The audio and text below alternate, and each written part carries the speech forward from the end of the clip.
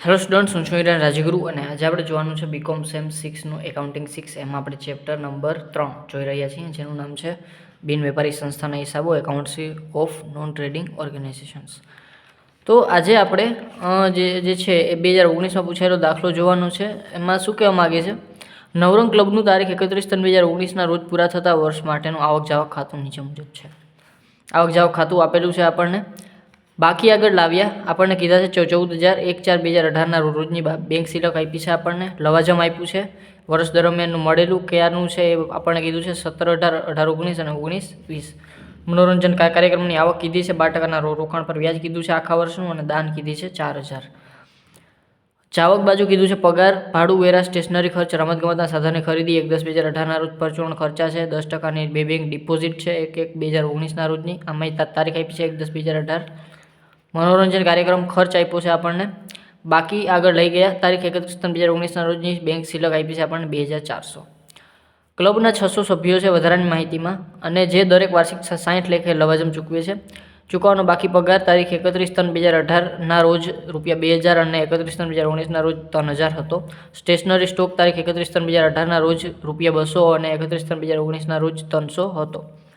તારીખ 31/3/2018ના રોજ રમતગમતના સાધનોની કિંમત ₹20,000 અને 31/3/2019ના રોજ તેની કિંમત 28,000 હતી. ઉપરની વિગતો પરથી તૈયાર કરો. 1/4/2018ના રોજનું પાકું સરવૈયું, એટલે કે શરૂઆતનું પાકું સરવૈયું. 18-19 માટેનું ઉપજ ખર્ચ ખાતું અને 31/3/2019ના રોજનું પાકું સરવૈયું તૈયાર કરો.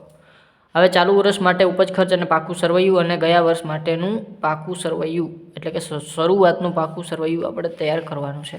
તો સૌપ્રથમ આપણે જરાક જે છે એ વર્ષને જરાક કાઉન્ટ કરી લઈ, કયું વર્ષ કેટલા માટે છે, એટલે તમને વધારે પ્રોપરલી સમજાશે. 1/4/2018 થી 31/3/2019 તો આ છે આપણું ચાલુ વર્ષ, બરાબર. અને ગયું વર્ષ કયું થાય તારું આપણું, તો કે એ થશે 31/3/2018 થી એ છે એ 1/4/2017, બરાબર. આ થશે ગયું વર્ષ. 1/4/17 થી 31/3/18 આ થશે ગયું વર્ષ. અને આવતું વર્ષ કયું થશે, તો કે આવતું વર્ષ થશે એ થશે 1/4/19 થી 31/3/2020 સુધીનું, બરાબર. આ થશે આવતું વર્ષ. આટલી વસ્તુ ક્લિયર કરી નાખવાની માઇન્ડમાં, એટલે દાખલો તમને માટે એકદમ ઇઝી થઈ જશે. ચાલો, તો આપણે શરૂઆતનું પાકું સરવૈયું ડ્રો કરવાનું છે, બરાબર. પછી ઉપજ ખર્ચ ખાતું ને આપણે આખરનું પાકું સરવૈયું. આ ત્રણેય વસ્તુ મેં છે એ તૈયાર કરી લીધી છે, બરાબર. અને શરૂઆતના પાકા સરવૈયામાંથી આપણને શરૂઆતની મૂડી મળશે. ચાલો, તો સૌપ્રથમ આપણે વધારાની માહિતીથી દાખલો સ્ટાર્ટ કરીએ. સૌપ્રથમ છે ક્લબના 600 સભ્યો છે અને જે વાર્ષિક 60 લેખે લવાજમ આપે છે. તો વાર્ષિક 60 લેખે લવાજમ આપે છે, તો એ 60 રૂપિયા આપણા છે એ આવક થશે. તો અહીંયા આપણે લવાજમ ટોટલ કેટલી મળે છે આપણને, તો કે 60 રૂપિયા લેખે 600 સભ્યો છે. એક સભ્ય 60 રૂપિયા દે છે, એવા 600 સભ્યો છે, તો 36,000 ટોટલ આપણને શું મળશે, લવાજમ મળશે, બરાબર. અને લવાજમમાં આપણને કીધું છે કે અહીંયા આપણને વધારાની માહિતી આપી છે. 17/18ના રોજ 360. હવે 17/18 એ આપણું કયું છે, તો કે 17/18 છે ને એ આપણું ગયું વર્ષ છે. તો ગયા વર્ષના 360 છે, તો અત્યારે ગયા વર્ષના 360 એટલે કે આપણે ચૂકવવાના જે છે એ બાકી હશે, મળવાના બાકી હશે. તો અહીં લખશું આપણે મળવા બાકી લવાજમ, મિલકત લેણા બાજુ, બરાબર છે. અને એ છે 360. અહીંયા એની કોઈ નોંધ નહીં થાય, બરાબર છે. ચાલુ વર્ષના 18-19 આપણું ચાલુ વર્ષ છે, અને ચાલુ વર્ષના આપણને મળેલા છે 34,800. તો અહીંયા આપણે 34,800 વર્ષ દરમિયાનના મળેલા છે, બરાબર છે. અને ત્રીજા નંબરમાં આપણને 19-20 240 આપ્યા છે. 19-20ના માટેના મળેલા છે આપણને 240. 19-20 ક્યારનું છે, તો કે 19-20 છે ને એ આપણું આવતું વર્ષ છે. તો આવતા વર્ષ માટેના મળેલા છે, તો એ આપણને અગાઉથી મળેલ થાય, તો એ પાકા સરવૈયામાં આવશે આપણી પાસે અહીંયા, અગાઉથી મળેલ આપણું દેવું છે લવાજમ, બરાબર. અને એ છે આપણી પાસે કેટલા તો કે 240 કીધા છે. અહીં લખશું 240. હજી એક વસ્તુ આપણે અહીંયા લેવાની છે. જુઓ, અહીંયા 36,000 વર્ષ દરમિયાનનું છે, મતલબ આટલું આપણને વર્ષ દરમિયાન મળશે, પણ મળ્યું છે કેટલું 34,800. તો આ જે છે ને વધેલું એ આપણને મળવાનું બાકી છે ચાલુ વર્ષનું. તો મળવા બાકી તો 36,000માંથી 34,800 માઇનસ તો એ આવશે 1,200 રૂપિયા, અને આ થશે આપણું મળવાનું બાકી પ્લસ, બરાબર. અને આ મળવાનું બાકી આપણી મિલકત થશે, અને ચાલુ વર્ષના પાકા સરવૈયામાં મિલકત લેણા બાજુ મળવા બાકી લવાજમ, બરાબર, 1,200 રૂપિયા. ડન, બરાબર. આ બધી વસ્તુ આપણે છે એ એકદમ ઇઝી છે. ચાલો આગળ વધીએ.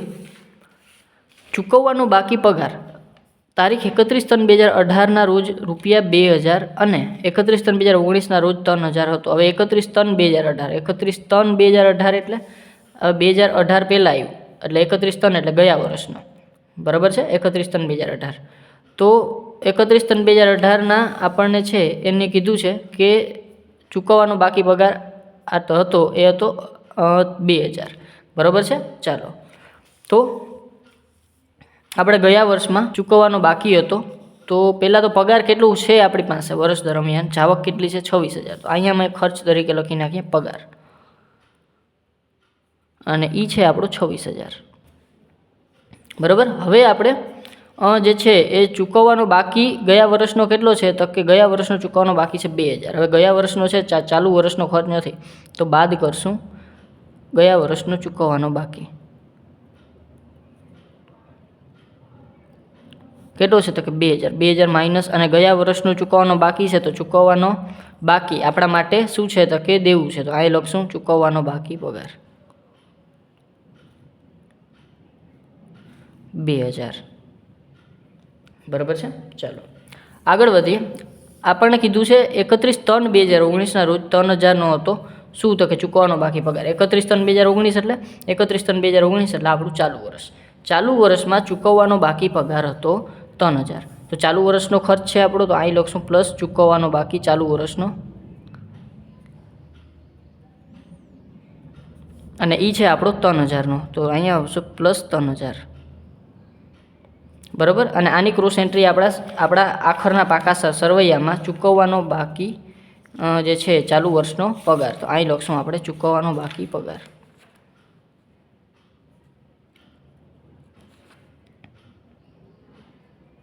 એ છે 3,000, બરાબર. તો અહીં લખશું 3,000, બરાબર. મૂડી દેવા બાજુ ચૂકવવાનો બાકી આપણો ખર્ચ છે. પછી આ વસ્તુ થઈ ગઈ. આ સિવાય એની કોઈ નોંધ નહીં થાય. આપણે બે નોંધ કરી, એક 2,000 માઇનસ હતી જે ચૂકવવાના બાકી હતા ગયા વર્ષના, એ અહીંયા મૂડી દેવામાં લખ્યું, અને ચૂકવવાના બાકી ચાલુ વર્ષના હતા એ આપણે અહીંયા મૂડી દેવામાં લખ્યું, બરાબર છે. અને એ બે અહીંયા પ્લસ માઇનસ કરી નાખ્યા. આગળ કરીએ. સ્ટેશનરી સ્ટોક તારીખ 31/3/2018 રોજ ₹200 અને 31/3/2019 રોજ 300 હતો. હવે 31/3/2018 એટલે 31/3/2018 એટલે ગયા વર્ષનો સ્ટોક છે એ આપણો કેટલો હતો તો કે એ હતો આપણો 200. અહીંયા આપણે ગયા વર્ષનો આખો સ્ટોક એ ચાલુ વર્ષનો ઉઘડતો સ્ટોક થાય, તો અહીંયા આપણે લખીએ સ્ટોક કેટલો હતો તો કે એ હતો આપણી પાસે 200 રૂપિયા, તો અહીં લખશું 200. અને અહીંયા આપણને 31/3/2019 31/3/2019 એટલે એ છે આપણો ચાલુ વર્ષ. ચાલુ વર્ષનો આખરનો સ્ટોક આપણો ક્યાં આવશે તો કે અહીંયા આવશે, તો કે અહીંયા લખશું આપણે સ્ટોક, અને એ આપેલો છે આપણને 300 રૂપિયા, બરાબર છે. તો અહીં લખશું આપણે 300 રૂપિયા આપણો સ્ટોક, બરાબર. આગળ વધીએ. હવે આપણને વર્ષ દરમિયાન સ્ટોકની કંઈક જાવક કીધી હશે, બરાબર. સ્ટેશનરી ખર્ચ એટલે કે સ્ટોક, બરાબર. બીજો કોઈ સ્ટોકનો આપણને હવાલો છે એ આપેલો નથી. તો આ સ્ટેશનરી ખર્ચ આપણો સ્ટોક છે એવું આપણે માનીએ અને આગળ વધીએ.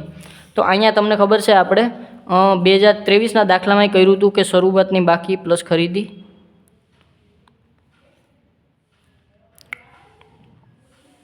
માઇનસ આખર સ્ટોક, એટલે આપણને આવશે સ્ટોકનો વપરાશ, બરાબર. અને આ સ્ટેશનરી સ્ટોક જ હશે, બરાબર. સ્ટેશનરી સ્ટોક જ છે. સ્ટેશનરી ખર્ચ છે આપણો 1,800 રૂપિયા. તો અહીંયા શરૂઆતનો સ્ટોક હતો આપણો કેટલો છે તો કે સ્ટોક હતો શરૂઆતનો 200 રૂપિયા અને ઓલો હતો 300 રૂપિયા. આખો સ્ટોક છે 300 રૂપિયા અને ખરીદી કઈ રીતે આપણે વર્ષ દરમિયાનની 1800. તો અહીંયા આપણે 1800 પ્લસ કરીએ. 2000માંથી 300 એટલે 1700 રૂપિયા જે છે આપણો શું થઈ જશે? વપરાશ. બરાબર. 18 ને 2 20, 20માંથી 3 જાય એટલે 17. એટલે કે આ છે આપણો વર્ષ દરમિયાનનો વપરાશ અને વપરાશ આપણે લખશું અહીંયા સ્ટેશનરી વપરાશ.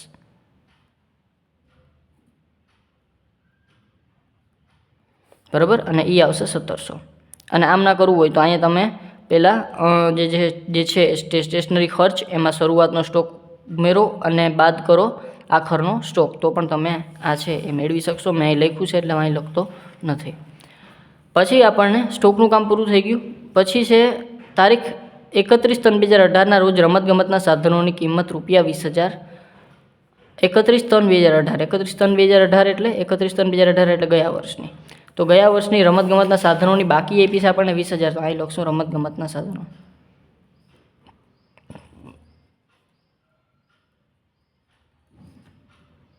₹20,000. બરાબર. અને એ જ વસ્તુ આપણે પાકા સરવૈયામાં અહીંયા લખશું રમતગમતના સાધનો, પણ આ લખશું આપણે ઇનર કોલમમાં. પછી કાંઈ વધારો ઘટાડો વર્ષ દરમિયાન થયો હશે તો આપણે એમાં સુધારો કરી અને પછી બારે મૂકશું. અને 31/3/2019 રોજ તેની કિંમત હતી 28,000. તો 31/3/2019, 31/3/2019 એટલે કઈ? તો કે 31/3/2019 એટલે આપણું ચાલુ વર્ષ. ચાલુ વર્ષની આખરની બાકી મિલકતની હતી આપણી પાસે જે છે એ 28,000. તો અહીં લખશું આપણે 28,000 આખરની બાકી. બરાબર છે. અહીંયા હું લખી નાખું છું. બરાબર. કાંઈક વધારે હશે તો આપણે લખશું. બરાબર. 28,000 રમતગમતની આખરની બાકી છે એટલે પાકા સરવૈયામાં બારે આવશે. હવે રમતગમતના સાધનોમાં બીજું કંઈ આપ્યું છે તો કે આવક જાવકમાં આપણે જોઈ લઈએ. તો કે હા, રમતગમતના સાધનોની ખરીદી આપી છે 1/10/2018 રોજ. બરાબર છે. એટલે કે 12,000ની રમતગમતના સાધનોની ખરીદી આપી છે. તો અહીંયા આપણે રમતગમતના સાધનોની પ્લસ કરશું ખરીદી. કેટલી છે? તો કે 12,000ની. બરાબર છે. તો અહીં લખશું આપણે 12,000 અને એ તારીખ આપી છે આપણને 1/10/2018ની. બરાબર છે. એટલે કે આપણે ક્યારે ખરીદી કરીએ છીએ? 1/10/2018. તો અહીંયા આપણે ક્યાંક છે 1/10/2018માં ખરીદી કરતા હશું. અહીંયા ચાલુ વર્ષમાં, સોરી. બરાબર છે. ચાલો આગળ વધી. હવે અહીંયા આપણે જે રમતગમતના સાધનો આવ્યા એના ઉપર આપણે છે એ કંઈક કરવું પડશે, કારણ કે જો 20,000 અને 12,000 આ વસ્તુ બે આપણી પાસે છે. 20,000 છે શરૂઆતના અને 12,000ની ખરીદી કરી છે. 32,000 અને 28,000 આપણે આખરની બાકી રાખવાની છે. 28,000. તો આ 4,000 આવ્યા ને, એ આવ્યો આપણો ઘસારો વર્ષ દરમિયાનનો. તો અહીંયા લખશું આપણે બાદ ઘસારો 4,000નો માઇનસ કરશું 4,000. બરાબર. હવે તમને એમ થતું હશે કે સર હવે આમાં તમે કેટલા ટકા ઘસારો લીધો એ આપણે કંઈ કીધું નથી. બરાબર.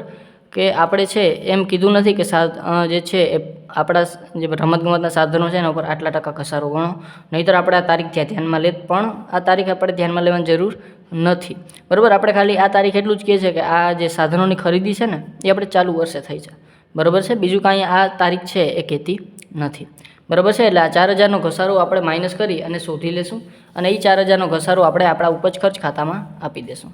અહીં લખશું આપણે સાધનોનો ઘસારો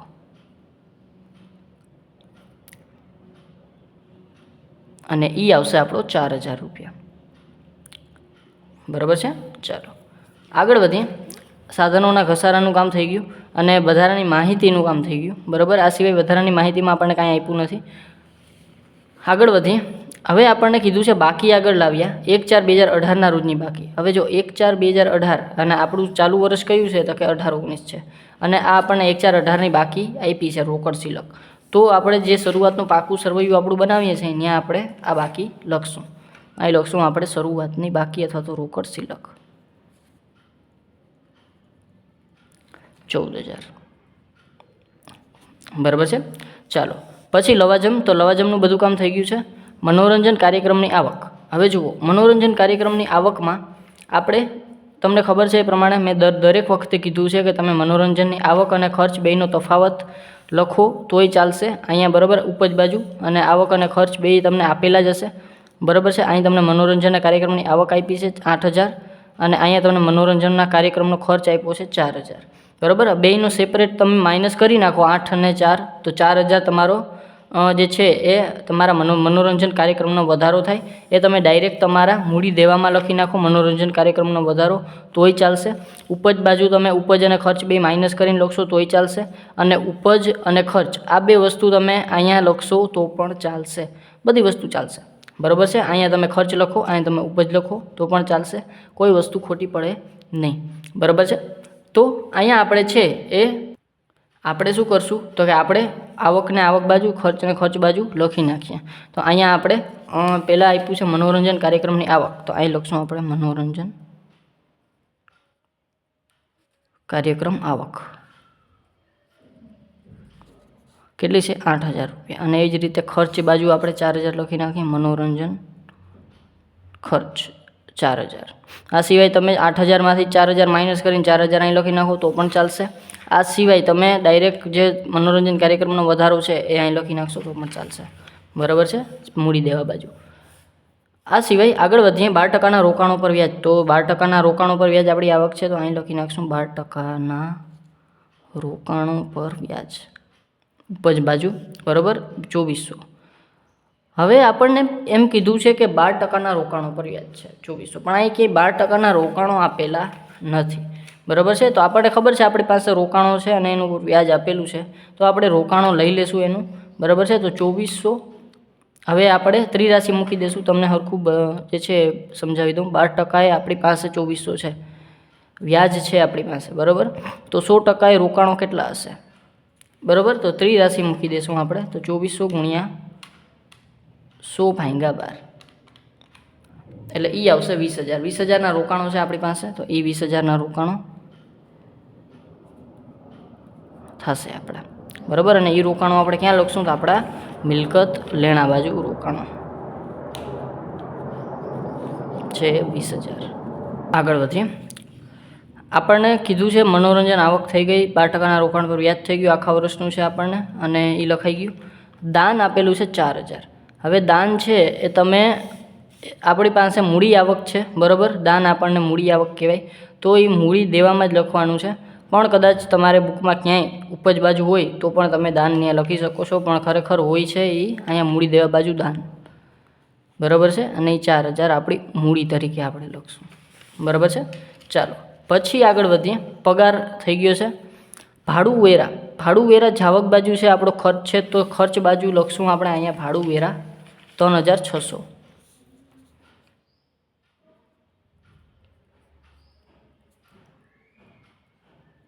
પછી આપણને આપેલું છે સ્ટેશનરી ખર્ચ, તો સ્ટેશનરી ખર્ચ એ આપણો ત્યાં જ આવશે. અને એનું તો હાચન આપણે થઈ ગયું છે સ્ટેશનરી ખર્ચનું, બરાબર છે. સ્ટેશનરી વપરાશ આપી દીધો તો આપણે. રમતગમતના સાધનની ખરીદી થઈ ગઈ છે. પછી પરચુરણ ખર્ચા, તો એ બાકી છે. પરચુરણ ખર્ચા, હા, પરચુરણ ખર્ચા બાકી છે. ચાલો, પરચુરણ ખર્ચ છે 4,000, બરાબર. પરચુરણ ખર્ચ વિશે આપણે લખ્યું નથી. ચાલો પછી છે 10%ની બેંક ડિપોઝિટ. તો બેંક ડિપોઝિટ છે આપણી પાસે 10,000, તો અહીંયા આપણે લખી નાખશું બેંક ડિપોઝિટ આપણું રોકાણ છે.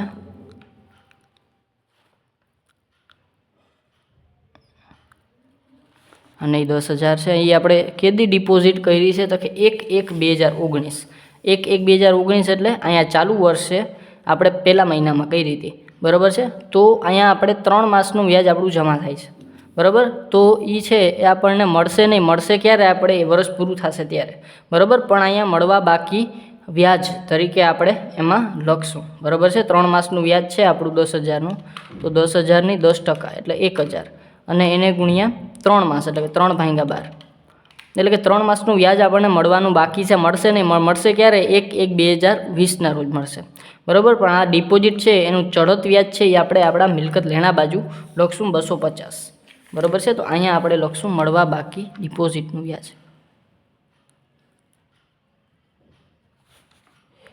વ્યાજ 250 આવ્યું હતું. આ સિવાય 250 અહીંયા આવ્યા મળવા બાકી વ્યાજ, અને મળવાનું બાકી વ્યાજ આપણે અહીંયા પણ દેશું, બરાબર. આપણી ઉપજ છે વર્ષ દરમિયાનની, તો અહીંયા આપણે લખશું મળવાનું બાકી વ્યાજ 250, બરાબર. વર્ષ દરમિયાનની ઉપજ છે એટલે મળવાનું બાકી છે, પણ તોય આપણે આમાં પ્લસ કરશું, બરાબર છે. ચાલો આગળ વધી. મનોરંજન કાર્યક્રમનો ખર્ચ છે 4000 લખી નાખ્યો છે આપણે, બરાબર છે। પછી બાકી આગળ લઈ ગયા 31/3/2019ના રોજની બેંક સિલક। હવે જુઓ આ આખરની બેંક સિલક છે, બરાબર છે। તો આખરની બેંક સિલક છે એ આપણી ક્યાં આવશે? પાકા સરવૈયામાં। તો અહીંયા લખશું આપણે આખરની બેંક સિલક 2400। તો અહીં લખશું આપણે રોકડ સિલક બેંક સિલક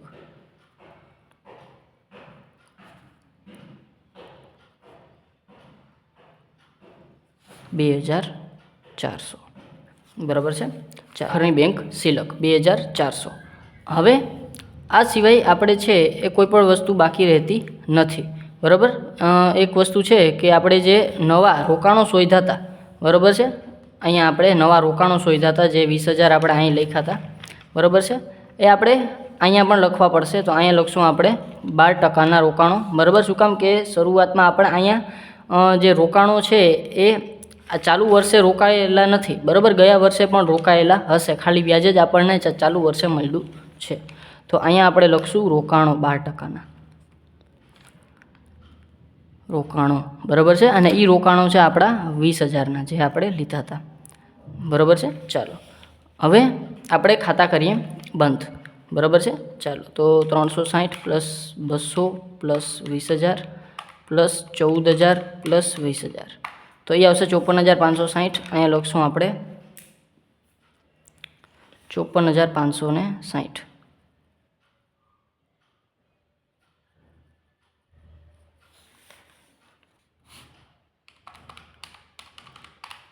52560 અહીંયા આવશે અને એ છે આપણા શરૂઆતની મૂડી।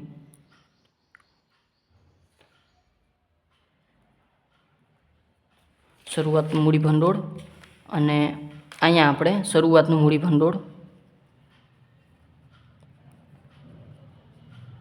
52560। ચાલો હવે આપણે આ બાજુ આવી જઈએ, બરાબર છે। તો આ બાજુ બંધ કરીએ બધી વસ્તુ।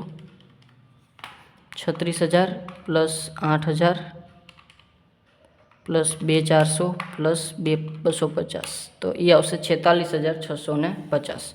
અહીં લખી નાખશું 46650। આ વસ્તુ બંધ કરવાની બાકી છે। 26000 એમાંથી 2000 જશે એટલે 24, 24 ને 3 27, પણ છતાંય કરી નાખીએ -2000 + 3000 27012। 27000 આ બધાય વસ્તુને આપણે કરશું ટોટલ 27000 + 1700 + 4000 + 4000 + 3600 + 4000 44300। એમાંથી આપણે 46650 માઇનસ આવશે 2350। તો અહીંયા આપણે લખી નાખશું 46650 અને 2350। આ શું આવ્યું આપણી પાસે? ઉપજ વધારો। ઉપજ વધારો પાકા સરવૈયામાં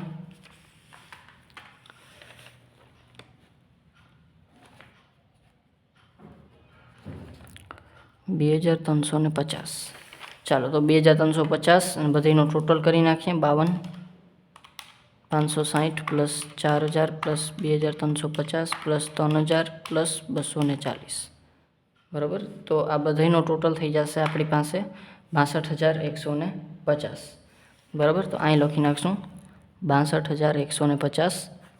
આ બાજુ આવી જાય 28000 + 20000 10000 + 250 + 2400 + 300 + 1200 એટલે 62150। આ થઈ ગયું આપણું પાકું સરવૈયું સરભર 150। ચાલો, બરાબર। અને આ હતું આપણું 2019માં પૂછાયેલો દાખલો, બરાબર છે। જો વિડીયો ગમ્યો હોય તો લાઇક કરજો, શેર કરજો તમારા ફ્રેન્ડ સાથે, સબસ્ક્રાઈબ ચેનલને જરૂરથી કરી નાખો જેથી કરીને આવતા વિડીયોઝ છે એ તમને સરળતાથી મળી રહે। Thank you.